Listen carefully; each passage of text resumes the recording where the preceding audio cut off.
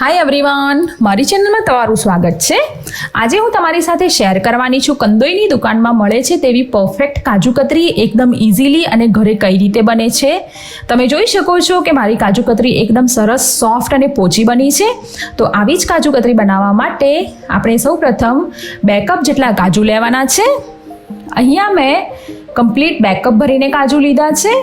હવે આ રીતે આપણે તેને ફેલાવી લઈશું અને ચેક કરી લઈશું। જો તમને એવું લાગે કે કોઈ કાજુ બગડેલું છે કે કોઈની ઉપર આ રીતનો બ્લેક પાર્ટ છે તો આપણે તેને બહાર કાઢી લઈશું। તમને એવું લાગે કે કાજુ ભેજવાળા છે તો તમે તેને તડકામાં 2 થી 3 કલાક સુધી રાખી લો, તે સરસ ક્રન્ચી થઈ જશે। તો મારા કાજુ અહીંયા સરસ રીતે રેડી થઈ ગયા છે અને મેં તેને ચેક કરી લીધા છે। હવે આપણે તેને મિક્સર ગ્રાઇન્ડરની અંદર આ રીતે ટ્રાન્સફર કરી લઈશું। હું આ થોડા કરીને તેને ગ્રાઇન્ડ કરવાની છું। આપણે તેને ગ્રાઇન્ડ કરી અને તેનો સરસ પાવડર બનાવી લેવાનો છે। મેં તેને ગ્રાઇન્ડ કરી લીધા છે। હવે આ રીતે આપણે તેને ચાળી લેવાના છે જેથી કરીને પાવડર નીચે અને જે કાજુના મોટા પીસીસ છે તે ચાળણીમાં ઉપર આવી જાય। તો આ રીતે મેં મારા બધા જ કાજુને સરસ રીતે પીસી લીધા છે અને તેને આ રીતે ચાળી પણ લીધા છે। તમે જોઈ શકો છો કે મારો કાજુનો પાવડર સરસ રીતે રેડી થઈ ગયો છે। તો હવે તેની અંદર 4 મોટી ચમચી ભરીને દૂધનો પાવડર એડ કરવાનો છે। દરેક કંદોઈ દૂધનો પાવડર એડ કરતા જ હોય છે, જેના લીધે આપણી જે કાજુ કતરી છે એ સરસ પરફેક્ટ અને પોચી બને છે। દૂધના પાવડરને પાવડરની સાથે સરસ રીતે મિક્સ કરી લેવાનો છે। તો કાજુનો પાવડર અને દૂધનો પાવડર બંને સરસ રીતે મિક્સ થઈ ગયા છે અને તમે જોઈ શકો છો કે જે મિક્સર છે તે એકદમ લાઇટ હોય તેવું બની ગયું છે। હવે આપણે ચાસણીની પ્રિપેરેશન કરવાની છે। તો તેની માટે એક પેનની અંદર આ રીતે 1.5 કપ જેટલી ખાંડ લેવાની છે અને તેની સામે આપણે 1/2 કપ જેટલું પાણી એડ કરીશું। હવે આ બંને વસ્તુને સરસ રીતે મિક્સ કરી લેવાની છે અને લો ટુ મીડિયમ હીટ પર આપણે તેને સરસ રીતે બોઇલ કરીશું। આપણે ચાસણી એક તારની હોય તેવી બનાવવાની છે। તો આ રીતે કમ્પ્લીટલી બોઇલ કરતા જઈશું અને સાથે સાથે ચેક પણ કરતા જઈશું। તો તમે જોઈ શકો છો કે મારી અહીંયા એક તારની ચાસણી બનીને પરફેક્ટલી રેડી થઈ ગઈ છે। તમે આ રીતે તમારા બંને આંગળી પર થોડી ચાસણી લઈ અને આ રીતે કરશો તો તમને એક તાર દેખાશે। તો અહીંયા આપણી ચાસણી રેડી થઈ ગઈ છે। જો તમને ચાસણી આ રીતે ફાવતી ના હોય તો તમે આ રીતે થોડું રૂમ ટેમ્પરેચરે હોય તેવું પાણી લઈ લો અને તેની અંદર થોડી સુગર સિરપ એડ કરો।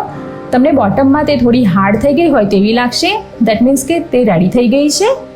હવે ચાસણીની અંદર આપણા બંને પાવડર, દૂધનો પાવડર અને કાજુનો પાવડર જે આપણે મિક્સ કર્યો હતો તે એડ કરી દઈશું। તો તમે જોઈ શકો છો કે હું અહીંયા પાવડર એડ કરી રહી છું। પાવડરને આપણે ચાસણી જોડે સરસ રીતે મિક્સ કરી લઈશું અને આ પોઈન્ટ પર ગેસની ફ્લેમ બંધ કરી દેવાની છે। આપણે કાજુને બહુ વધારે પડતા કૂક કરવાના નથી, માત્ર 2 થી 3 મિનિટ સુધી આ રીતે મિક્સ જ કરવાના છે। જો તે વધારે ઓવર કૂક થઈ જશે તો ઠરવામાં પ્રોબ્લેમ થશે। તો બસ આ રીતે આપણે તેને બટર પેપરની ઉપર ટ્રાન્સફર કરી લેવાના છે। જો તમારી પાસે બટર પેપર ના હોય તો તમે ગ્રીસ કરેલી થાળીમાં પણ તેને આ રીતે કાઢી શકો છો। હવે આ રીતે તેને 2 મિનિટ સુધી સરસ રીતે મિક્સ કરી લઈશું જેથી કરીને તે સ્મૂથ બની જાય। હવે તેને આ રીતે વેલણની મદદથી રોલ કરી લેવાનું છે। આપણે તેને વધારે પાતળું વણવાનું નથી। કાજુ કતરીની જે પરફેક્ટ સાઇઝ હોય છે, જે થિકનેસ હોય છે તેવી આપણે રાખીશું। તો ના વધારે જાડું કે ના પતલું, બસ આ રીતનું પરફેક્ટ વણી લેવાનું છે। તે વણાઈને રેડી થઈ ગયું છે। તો હવે આપણે તેની ઉપર આ રીતે થોડું ઘી લગાવી લઈશું। આ રીતે ઘી લગાવવાથી કાજુ કતરીની સરફેસ એકદમ સરસ બને છે અને આ રીતે વરખ લગાવીશું તો તે ફટાફટ ચોંટી પણ જશે। ચાંદીનો વરખ લગાવવો કમ્પ્લીટલી ઓપ્શનલ છે। જો તમને પસંદ હોય તો તમે લગાવી શકો છો અને તમને જો પસંદ ના હોય તો તમે તેને કમ્પ્લીટલી સ્કીપ કરી શકો છો। તેના વગર પણ કાજુ કતરીનો ટેસ્ટ સુપર આવે છે। હવે આ રીતે આપણે તેને 15 થી 20 મિનિટ સુધી સેટ થવા દઈશું। 15 થી 20 મિનિટ થઈ ગઈ છે અને તમે જોઈ શકો છો કે કાજુ કતરી સરસ રીતે સેટ થઈ ગઈ છે। તો હવે આપણે તેને ડાયમંડ શેપમાં કટ કરી લઈશું। તમને જો આ રીતે કટ કરવાનું ના ફાવતું હોય તો તમે સ્કેલની મદદથી તેને માપી લો અને પછી કટ કરો, જેનાથી તમારા પીસીસ પરફેક્ટ બનશે। જો તમને મારો વિડીયો પસંદ આવ્યો હોય તો તેને લાઇક, શેર અને સબસ્ક્રાઇબ કરી અને તેની પાસે જે બેલ આઇકન છે તેને દબાવી લો। Thanks for watching my video. By.